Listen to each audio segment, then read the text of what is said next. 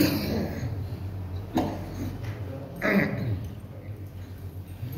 بالله من الشيطان الرجيم.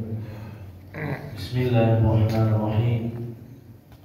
السلام عليكم ورحمة الله وبركاته. عليكم السلام.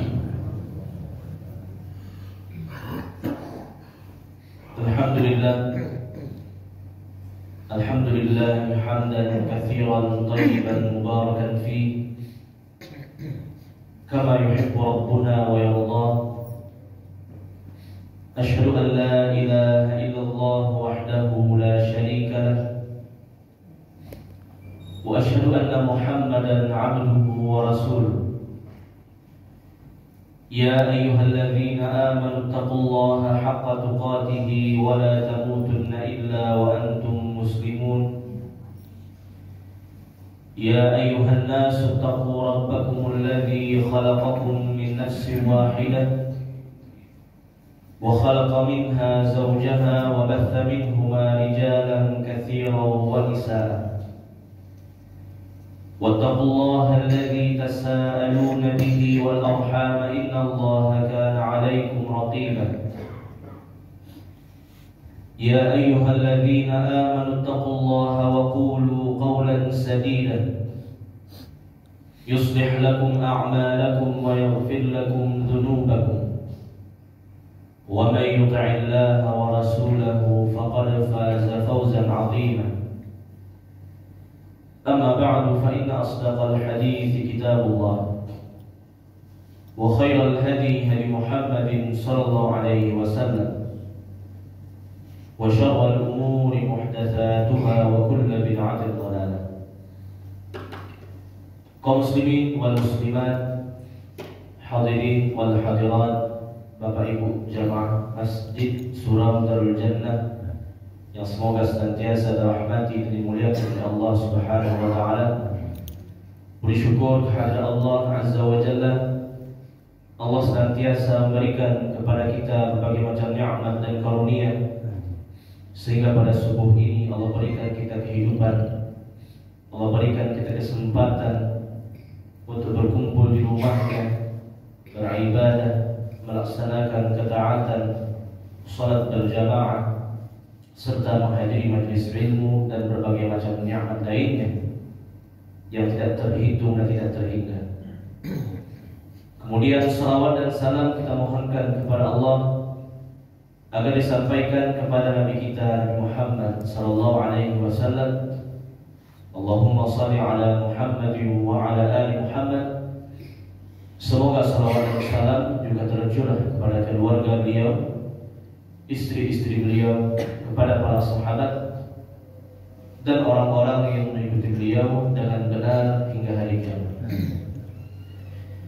Bapak Ibu rahmati Allah Subhanahu wa taala, kembali kita melanjutkan kajian tafsir Al-Qur'an.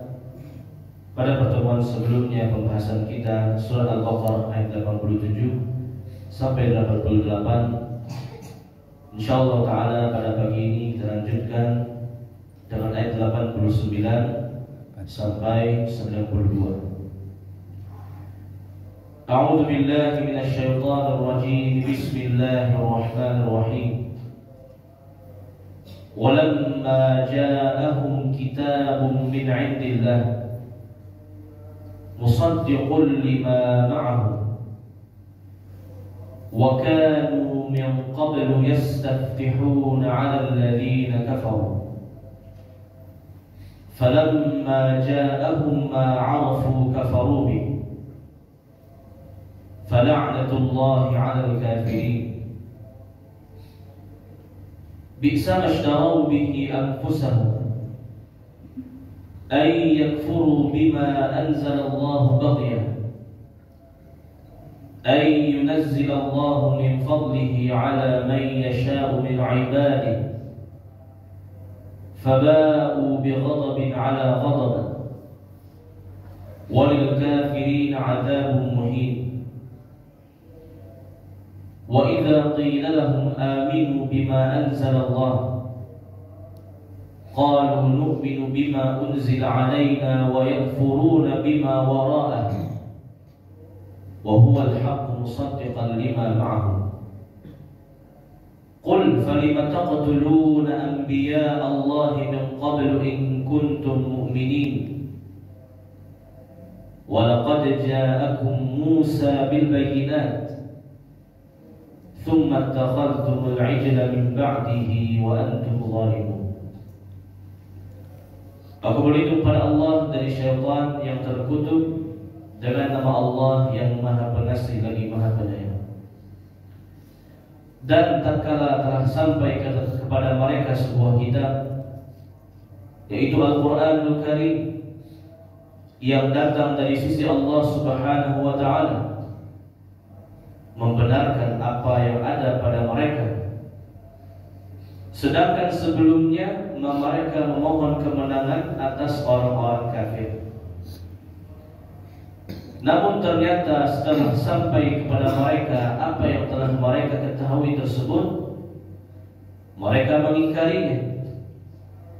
Maka laknat Allah, kutukan Allah bagi orang-orang yang kafir, bagi orang-orang yang ingkar.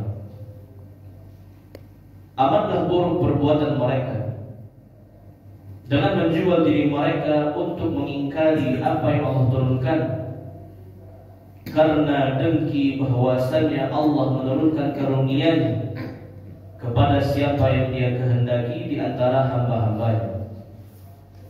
Oleh sebab itulah mereka menanggung kemurkaan setelah kemurkaan sebelumnya.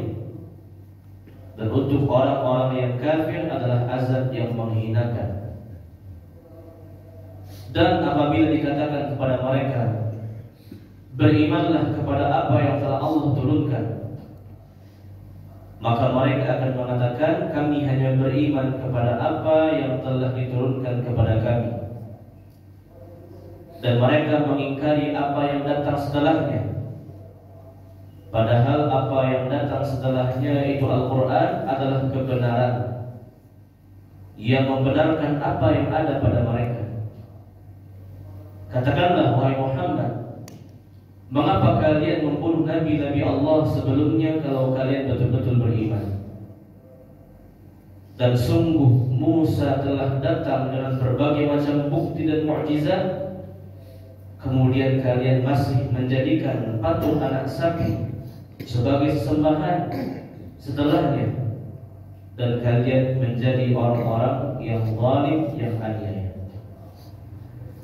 Bapak Ibu rahmati Allah Subhanahu wa Ta'ala, ayat 89 sampai 92 menjelaskan bagaimana sebab ingkarnya orang-orang Bani Israel kepada Muhammad sallallahu alaihi wasallam dan kepada kitab Al-Qur'anul Karim. Dijelaskan dalam berbagai macam tafsir, di antara tafsir Ibnu Katsir, tafsir At-Tabari, bahwasanya dulu orang-orang Yahudi atau orang-orang Bani Israel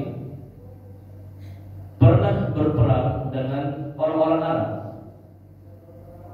Dalam sebagian riwayat disebutkan orang-orang Bani Israel berperang dengan suku Aus dan Khazraj, suku yang tinggal di kota Madinah. Sebagian riwayat yang lain mengatakan bahwasanya orang Bani Israel mereka berperang melawan suku Ghatfan yang berada di daerah Najd. Yang jelas orang-orang Bani Israel ini mereka berperang dengan orang Arab, entah Aus dan Khazraj atau suku Ghatfan.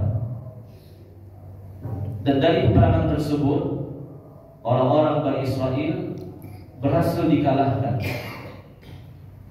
Ketika mereka berhasil dikalahkan, orang-orang Bani Israel ini berdoa kepada Allah Subhanahu wa Ta'ala, sebagaimana diriwayatkan oleh Abu Aliyah, salah seorang tabi'in rahimahullah. Mereka mengatakan, Allahumma ib'ath hadzal nabi alladhi najiduhu maktuban 'indana hatta nu'adzibal musyrikin wa naqtuluhu.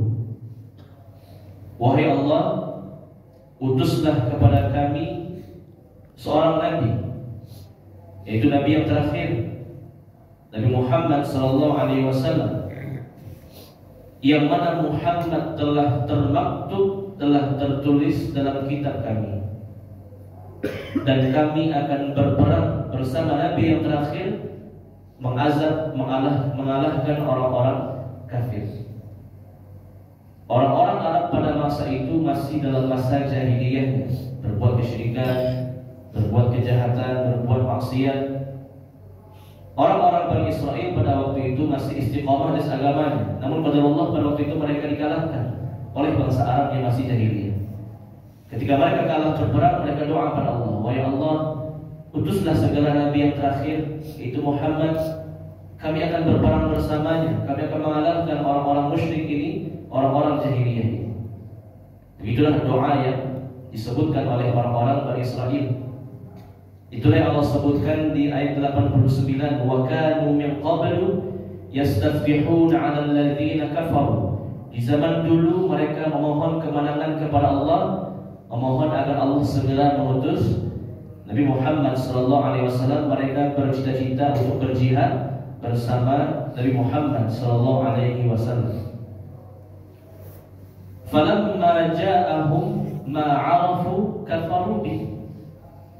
Namun yang mengherankannya, ketika Nabi Muhammad telah diutus, ketika Al-Quranul Karim telah Allah turunkan, yang itu mereka cita-citakan dulu, kafaru bih, mereka mengingkarinya. Mereka kufur kepada Nabi Muhammad SAW, dan mereka tidak mau beriman kepada Al-Quranul Karim. Dan ini sungguh sangat mengherankan. Dulu mereka mohon pada Allah ingin beriman kepada Nabi Muhammad, berperang bersama Nabi. Ketika Nabinya sendiri sudah datang, bahkan Nabi itu hijrah dari Makkah ke Madinah, yang mana di Madinah orang-orang Bani Israel pun sudah tinggal di sana. Kafaru bihi, mereka mengingkarinya, tidak mempercayainya, mendustakan Nabi Muhammad SAW. Fala'natullahi 'alal kafirin, maka laknat Allah, kutukan Allah untuk orang-orang kafir. Sampai-sampai beberapa orang sahabat seperti Mu'adz bin Jabal, Bashar bin Barra, ya, ini dua orang ini ikut dulu berperang melawan orang Yahudi semasa jahiliyahnya. Mu'adz bin Jabal salah seorang sahabat yang terkenal dengan keilmuannya. Sahabat yang kata Nabi sallallahu alaihi wasallam, afqahun nas bil halal wal haram. Sahabatku yang paling mengerti halal dan haram adalah Mu'adz bin Jabal. Dulu Mu'adz bin Jabal di masa jahiliyahnya pernah berperang melawan orang Yahudi, berhasil mengalahkan orang-orang Yahudi, orang-orang Bani Israel. Dan Mu'adz sangat heran, ya, dulu mereka berdoa kepada Allah, ya, ingin diutus Nabi Muhammad, beriman dengan Muhammad, berjihad bersama Muhammad. Dulu kami jahiliyah, sekarang kok kebalikannya, kami yang beriman kepada Muhammad dan mereka yang ingkar kepada Nabi Muhammad sallallahu alaihi wasallam. Sampai-sampai Mu'adz bin Jabal mengatakan, ya ma'syaral yahud, ittaqullah wa aslimu, faqad kuntum tastaftihun alaina bi Muhammadin sallallahu alaihi wasallam wa nahnu ahlu syirkin wa tukhbirunana bi annahu mab'utsun wa tasifunahu lana bi sifatihi. Wahai orang-orang Yahudi, orang-orang Bani Israel, bertakwalah kepada Allah, takutlah kepada Allah, masuklah kalian semua ke dalam Islam, karena kalian dulu meminta kepada Allah agar diutus Nabi Muhammad. Tapi sekarang terbalik, kami yang beriman kepada Muhammad, kalian yang mengingkari Muhammad. Ittaqullah wa aslimu. Wahai orang-orang Bani Israel, takutlah pada Allah, ingatlah pada Allah janji kalian dulu ingin beriman kepada Nabi Muhammad sallallahu alaihi wasallam.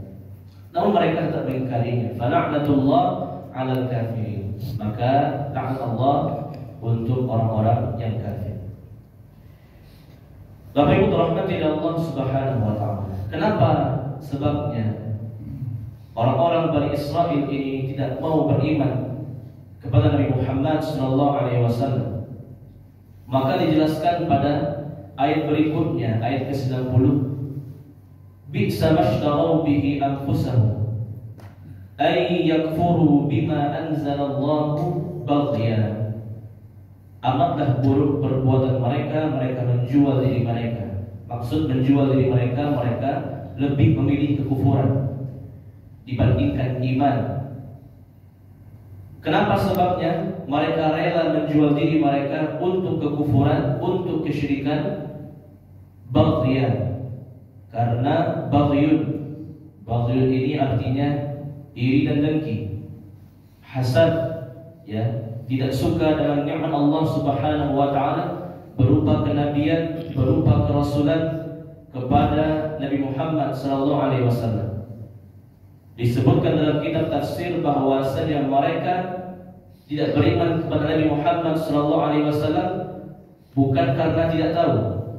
Mereka tahu ini dia Nabi Muhammadnya, ini dia, lengkap ciri-cirinya, sesuai dengan apa yang termaktub dalam Taurat yang asli.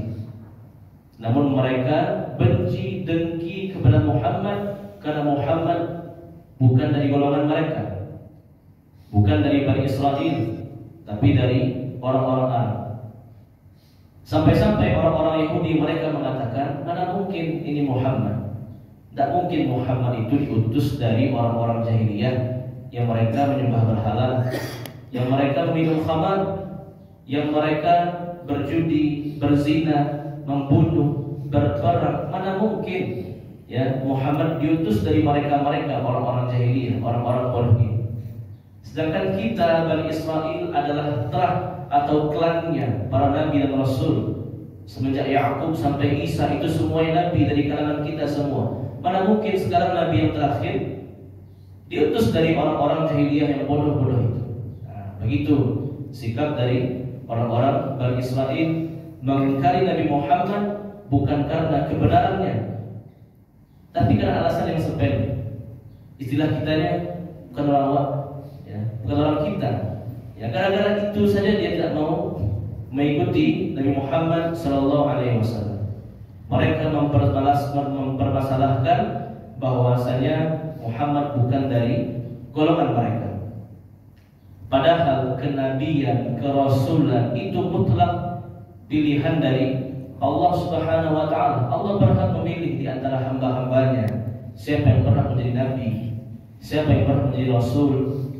Sebagaimana Allah berfirman dalam surat Ali Imran ayat 33, "Inna Allah astafa Adam wa Nuhan wa ala Ibrahim wa ala Imran 'alal 'alamin." Allah telah memilih Adam, telah memilih Nuh, telah memilih keluarga Ibrahim, telah memilih keluarga Imran agar mereka mendapatkan karunia berupa kenabian dan kerasulan. Allah langsung yang memilihnya.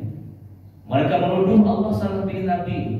Kenapa tidak dari golongan kami, dari Bani Israel? Kenapa dari orang-orang jahiliyah itu, orang-orang yang bodoh itu? Mereka menentang Allah Subhanahu wa taala, mengatakan Allah salah dan keliru memilih nabi dan rasul dari kalangan manusia.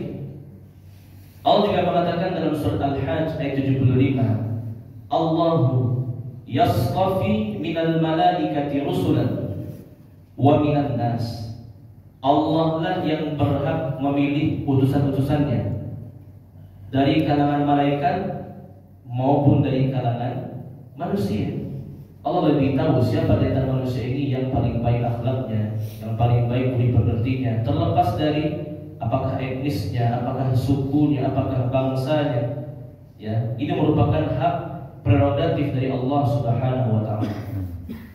Dan juga Rasulullah sallallahu alaihi wasallam bersabda dalam hadis riwayat Tirmidzi, "Inna Allah astafa min walad Ibrahim Ismail, wastafa min walad Ismail Bani Kinanah, wastafa min Bani Kinanah Quraisyan, wastafa min Quraisy Bani Hashim, wastafani min Bani Hashim." Sesungguhnya Allah Subhanahu wa taala telah memilih Ismail di antara dua putra Ibrahim. Ibrahim punya dua anak, Ismail dan Ishaq. Maka Allah memilih nabi yang terakhir itu dari anak-anaknya Ismail. Dan Allah memilih dari anak-anaknya Ismail Bani Kinanah. Dan dari Bani Kinanah Allah memilih Quraisy. Dan dari Quraisy Allah memilih Bani Hashim, dan Allah memilihku dari Bani Hashim. Itu murni pilihan Allah Subhanahu wa ta'ala. Allah lebih tahu siapa yang berhak jadi Nabi, siapa yang berhak menjadi Rasul. Itu murni hak dari Allah Subhanahu wa ta'ala. Hanya karena alasan itulah dari zaman dulu sampai sekarang, sampai hari kiamat nanti, ya, orang-orang Bani Israil tidak mau beriman kepada Nabi Muhammad SAW, tidak mau masuk Islam, tidak mau beriman kepada Al-Quran, kecuali orang-orang Bani Israil yang Allah bukakan hatinya, Allah berikan dia petunjuk, akhirnya dengan penuh kerelaan hati dia masuk ke dalam Islam. Adapun sebagian besar orang-orang Bani Israil, alasan mereka tidak mau beriman karena baghyan ayyunazzilallahu min fadlihi ala man yasha'u min ibadihi. Mereka iri, dengki, dendam, tidak setuju, tidak terima Allah berikan karunia kenabian dan rasulan bukan kepada mereka, tapi kepada orang selain golongan mereka, selain dari golongan Bani Israil. Faba'u bighadabin ala ghadab, karena mereka tetap ingkar kepada Muhammad, maka mereka akan senantiasa dimurkai, dilaknat, dikutuk oleh Allah Subhanahu wa ta'ala dengan kutukan yang akan terus-menerus selagi mereka tetap ingkar dan kufur kepada Nabi Muhammad SAW. Walil kafirin adzabun muhin. Dan untuk mereka orang-orang kafir seperti ini adalah azab yang menghinakan di dunia dan di akhirat. Bapak Ibu rahmati Allah Subhanahu wa taala, wa idza qila lahum aminu bima anzalallah. Ini hanya alasan mereka saja berikutnya. Ketika mereka didakwahi berimanlah kepada Al-Quran, berimanlah kepada kitab yang Allah turunkan, berimanlah kepada Muhammad, mereka menjawab, qalu nu'minu bima unzil alaina. Kami tidak perlu beriman kepada Muhammad, kami tidak perlu beriman kepada Al-Quran, kami cukup beriman kepada kitab yang ada pada kami, yaitu Taurat. Wa yakfuruna bima wara'ahu, dan mereka mengingkari Al-Quran yang datang setelahnya. Wa huwal haqqu musaddiqan lima ma'ahu, padahal Al-Quran adalah kebenaran yang nyata dari Allah Subhanahu wa ta'ala, membenarkan kitab mereka. Ya, faba'u bighadabin ala ghadab. Allah Subhanahu wa ta'ala mengatakan, qul falima taqtuluna anbiya Allahi min qablu in kuntum mu'minin. Kalau kalian betul-betul mengaku beriman pada Taurat, buktinya sepanjang sejarah kalian membunuh para nabi dan rasul, ya, bukan hanya tidak mau beriman pada Muhammad, nabi-nabi kalian dulu pun juga kalian ingkari. Kalian mengingkari Musa, mengingkari Harun, mengingkari Daud, mengingkari Sulaiman. Ya, bukan cuma sekarang kalian mengingkari seorang nabi, dulu pun kalian mengingkari nabi-nabi yang lainnya. Bahkan tidak sekedar mengingkarinya, bahkan membunuhnya. Falima taqtuluna anbiya Allahi min qablu in kuntum mu'minin. Pengakuan kalian beriman pada Taurat adalah pengakuan yang dusta. Kalau memang kalian beriman pada Taurat, otomatis kalian beriman pada Muhammad. Kalau kalian betul-betul beriman pada Taurat, otomatis nabi-nabi yang dulu kalian mengimaninya. Falima taqtuluna anbiya Allahi min qablu in kuntum mu'minin. Kalian semua itu berdusta semuanya. Tidak ada dalam hati kalian kecuali hanya pengingkaran dan permusuhan kepada setiap nabi dan rasul, baik dari golongan kalian maupun dari luar golongan kalian, apalagi nabi yang terakhir, Nabi Muhammad SAW. Walaqad ja'akum Musa bil bayyinat. Sungguh di masa kalian dulu, di masa Musa alaihi salam, Musa telah datang dengan berbagai macam bukti, dengan mukjizat, dengan tongkat yang bisa berubah menjadi ular, dengan tongkat yang bisa membelah lautan, dengan batu yang munculkan 12 mata air, dengan naungan Allah, al-manna, as-salwa, dan berbagai macam mukjizat Musa, tangan Nabi Musa yang bercahaya. Semua mukjizat telah dibawakan oleh Nabi Musa kepada kalian. Tsumma takhadtumul ijl. Meskipun Musa telah membawakan berbagai macam mukjizat, kalian tetap menyembah patung anak sapi. Wa antum zalimun, dan kalian adalah orang-orang yang berbuat zalim, ya, terus mengulangi kesalahan yang sama, ya, kesalahan umat yang terdahulu mereka akan terus mengulanginya sampai akhir zaman. Apa sebabnya? Baghyan ayyunazzilallahu min fadlihi. Mereka iri, dengki, benci, tidak suka dengan karunia kenabian dan kerasulan kepada manusia-manusia pilihan Allah Subhanahu wa taala. Bukan cuma di zaman Nabi, di zaman Bani Israel pun, di zaman sebelum Nabi Daud alaihissalam, masa Raja Talut dan Jalut, ya, Allah Subhanahu wa taala memilihkan salah seorang dari Bani Israel untuk menjadi nabi. Inna Allah astafahu alaikum wa zadahu bastatan fil ilmi wal jism. Allah telah memilihkan di antara kalian seorang nabi yang kuat fisiknya, yang baik akhlaknya. Ya, apa kata orang-orang Bani Israel? Ya, mana mungkin dia menjadi nabi? Dia orang rendahan, dia orang miskin, dia bukan bangsawan, dia bukan orang kaya. Mana mungkin dia akan menjadi nabi dan rasul? Intinya mereka mengingkari nabi, alasan saja untuk apakah itu orang Arab atau non Arab, mereka adalah orang-orang yang membenci kebenaran. Al-maghdubi alaihim, orang-orang yang dimurkai oleh Allah Subhanahu wa taala.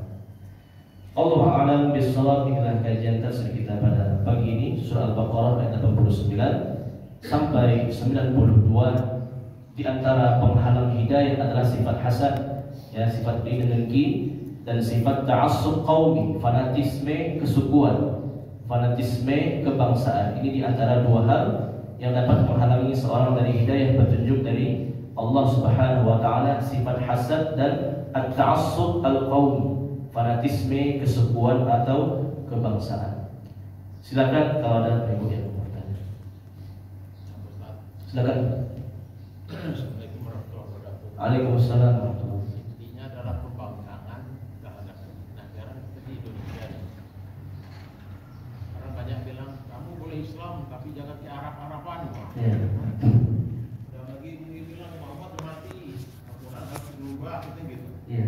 Itu apa bukan untuk pembangkangan aja? Kita untuk supaya jangan tersesat itu gimana? Waalaikumsalam warahmatullahi wabarakatuh. Iya, sebagai orang mengatakan hal seperti itu, ya, berislamlah, tapi Islam itu ada versinya. Setiap tempat itu ada versi Islamnya. Ada Islam Indonesia, ada Islam Nusantara. Tiap-tiap tempat itu ada Islam. Ya, secara logika betul juga. Tapi Allah telah menegaskan bahwasanya Nabi Muhammad SAW itu diutus rahmatan lil alamin, ya, diutus rahmat bagi sekalian alam. Dan di antara kekhususan Nabi Muhammad SAW, beliau diutus kepada seluruh manusia. Ya, memang Nabi Muhammad orang Quraisy, orang Arab, ya, tapi bukan berarti dakwah Nabi hanya untuk orang Quraisy, untuk orang Arab. Al-Quranul Karim berbahasa Arab. Inna anzalnahu Qur'anan Arabiyyan. Sungguh kami telah menurunkan Al-Quran dengan berbahasa Arab. Tapi apakah hanya untuk orang Arab? Tidak. Arsalnaka kaffatan lin-nasi basyiran wa nadhiran.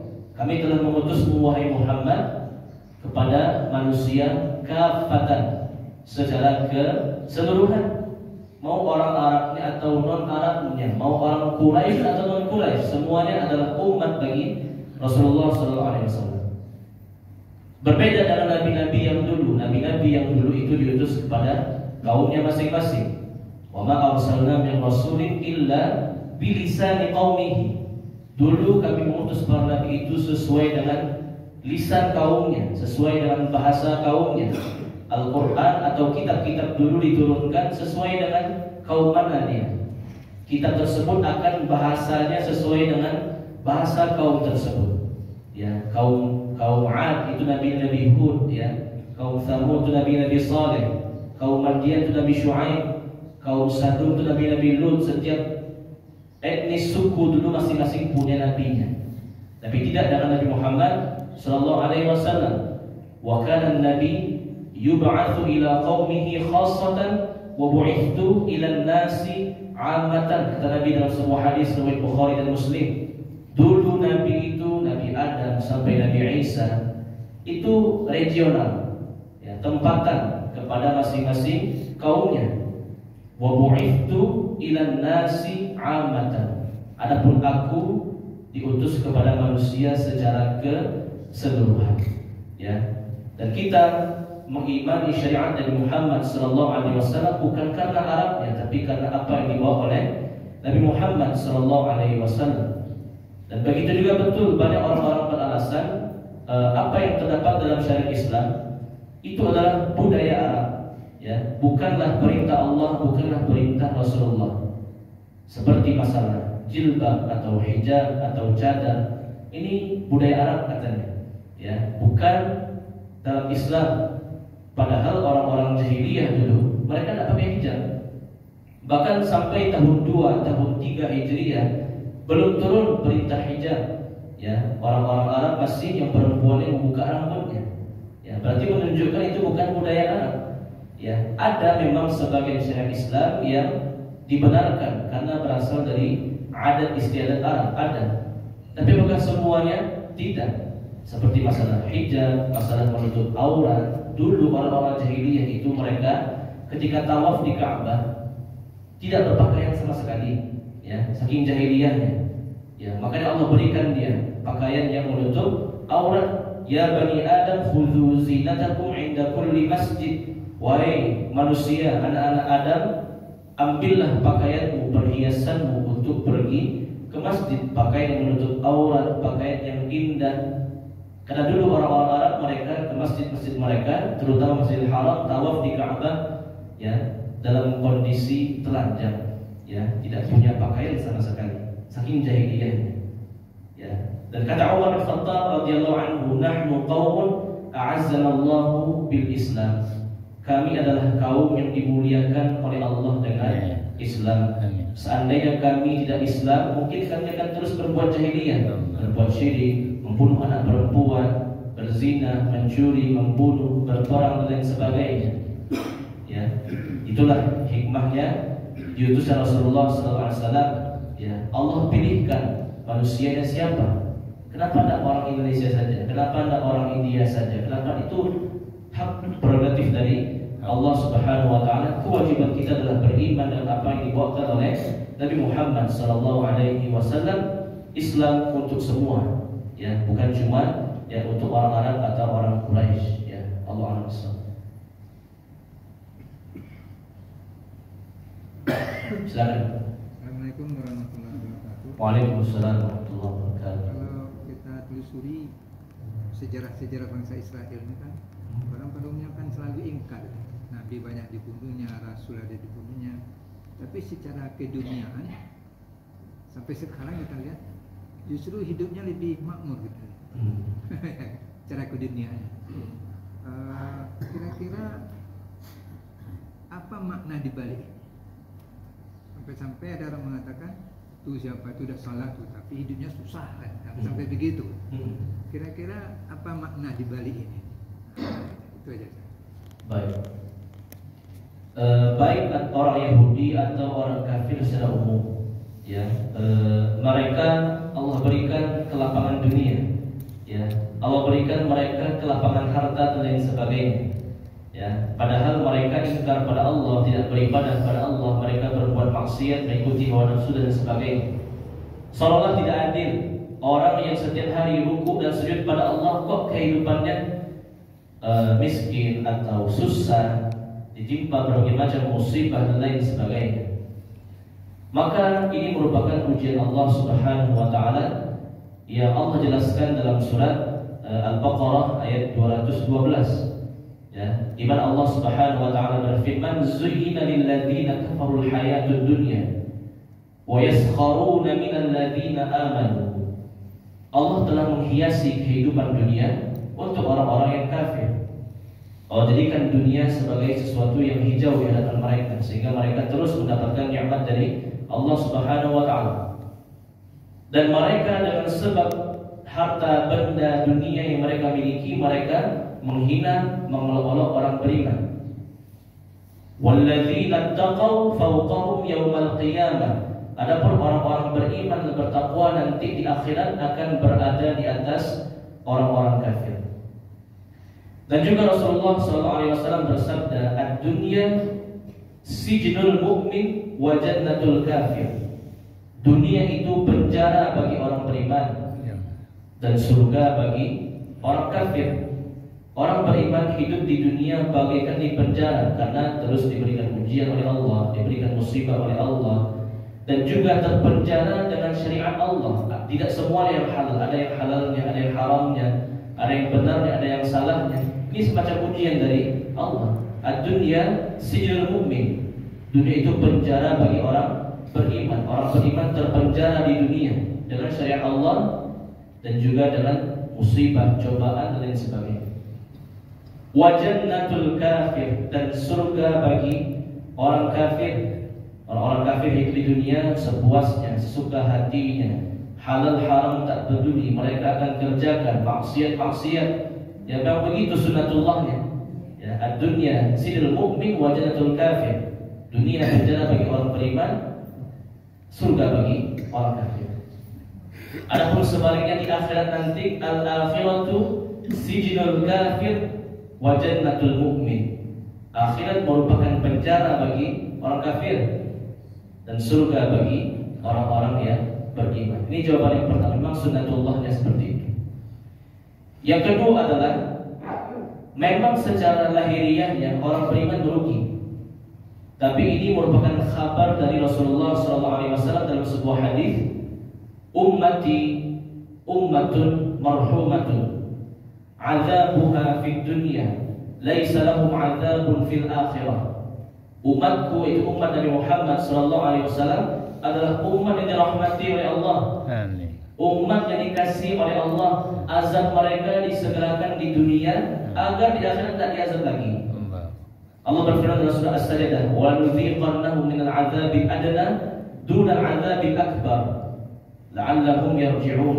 Kami timpakan kepada orang-orang beriman azab dunia, diuji dalam Allah dalam penyakit, dalam musibah, dalam kemiskinan dan sebagainya, dunal 'adzabil akbar, agar di akhirat tak diazab lagi, langsung masuk surga. Amin. Tanpa diazab di neraka, tanpa dimurkai oleh Allah Subhanahu wa taala. Adapun orang-orang kafir, mereka mendapatkan istidraj. Ya, istidraj merupakan azab Allah berupa nikmat. Azab Allah itu tidak melulu musibah bencana alam, tidak. Terkadang azab Allah itu dalam bentuk nikmat. Karena Allah sudah sangat murka dengannya, Allah tegur-tegur lagi. Silakan makan sepuasnya, silakan hidup sepuasnya di dunia, berbuatlah suka hati engkau. Allah penuhkan kenikmatan rezeki kepada mereka. Zarhum ya'kulu wa yatamatta'u wa yulhimul amal fasawfa ya'lamun, kata Allah. Wahai Muhammad, biarkan saja orang kafir itu, mereka makan, mereka minum, berbuat suka hatinya, kami penuhkan rezekinya. Fasawfa ya'lamun, nanti kelak di akhirat mereka akan tahu, mereka akan mendapatkan azab yang sempurna. Bahkan dalam sebuah hadis Rasulullah SAW mengatakan, Innallaha idza ahabba 'abdan ibtalahu. Sungguh Allah kalau mencintai seorang hamba, ibtalahu, Allah akan mengujinya. Ya, ketika Allah mencintai seorang hamba, Allah tak menambah hartanya, Allah tak menambah kekayaannya, Allah tak menambah pangkatnya. Ibtalahu, Allah akan datangkan kepadanya musibah terus-menerus seolah-olah tak berhenti. Faman radiya falahu ridha wa man sakhita falahu as-sakhatu. Kalau dia ridha dengan ujian Allah, dia juga diridhai oleh Allah. Kalau dia murka dan ujian Allah, maka dia juga dimurkai oleh Allah Subhanahu wa taala. Dan juga Nabi SAW mengatakan, Innallaha idza ahabba 'abdan 'ajjala lahu al-'uqubata fid dunya. Sesungguhnya Allah apabila mencintai seorang hamba, Allah akan menyegerakan hukumannya di dunia.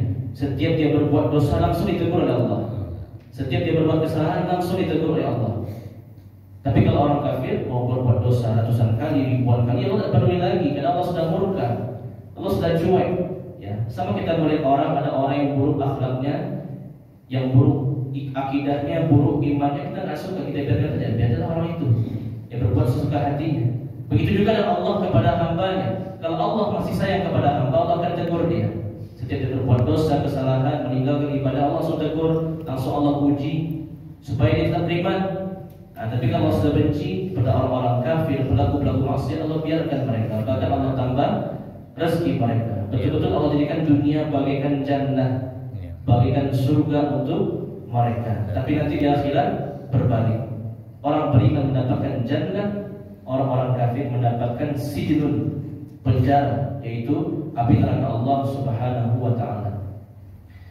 Dan juga kata Nabi sallallahu alaihi wasallam, di hari kiamat Allah Subhanahu wa taala akan mendatangkan dua orang di hadapan seluruh manusia di hari kiamat. Yang satu adalah orang yang paling makmur, yang paling kaya raya di dunia. Ya, dia ini kata Nabi adalah orang yang paling kaya sepanjang sejarah peradaban manusia. Tidak ada manusia lebih kaya daripada dia. Tapi dia orang kafir. Dia bukan orang beriman. Yang satu lagi, yang kedua adalah orang yang paling melarat di dunia, yang paling miskin, yang paling sengsara di dunia. Tidak ada manusia semenjak Adam sampai manusia terakhir yang lebih sengsara dibandingkan dia. Tapi alhamdulillah dia orang beriman. Dia bertakwa pada Allah Subhanahu wa taala. Orang yang pertama ini, orang yang paling kaya tadi, dia dimasukkan ke neraka ghurfatan, satu celupan saja. Masuk sebentar dikeluarkan lagi.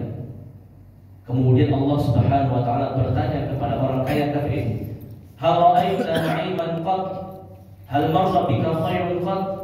Wahai fulan, apakah kamu pernah merasakan kenikmatan sebelumnya, harta sebelumnya, kesenangan sebelumnya?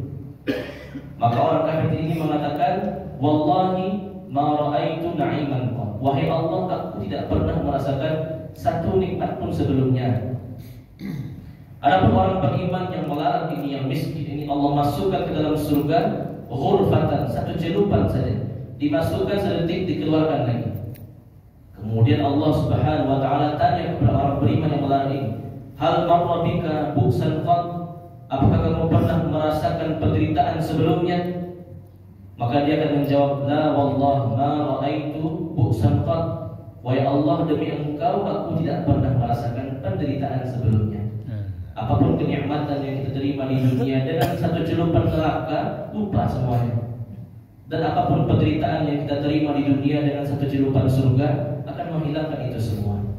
Maka kata Imam Ahmad rahimahullah, kita akan terus berjuang sampai kedua kaki kita berada di jannah, berada di surga Allah Subhanahu wa taala.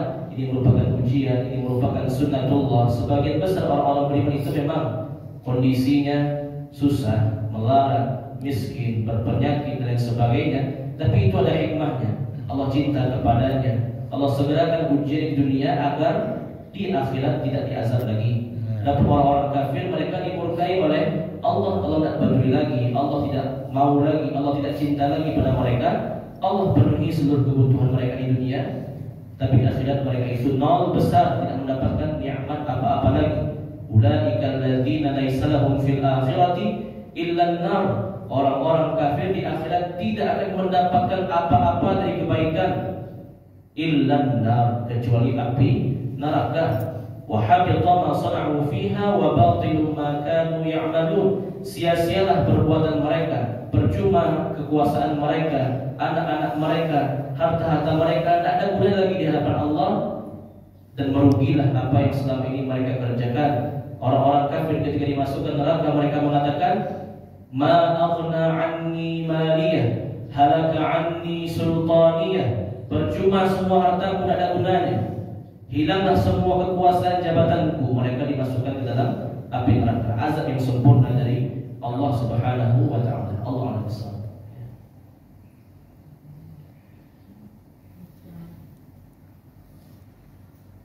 Pas.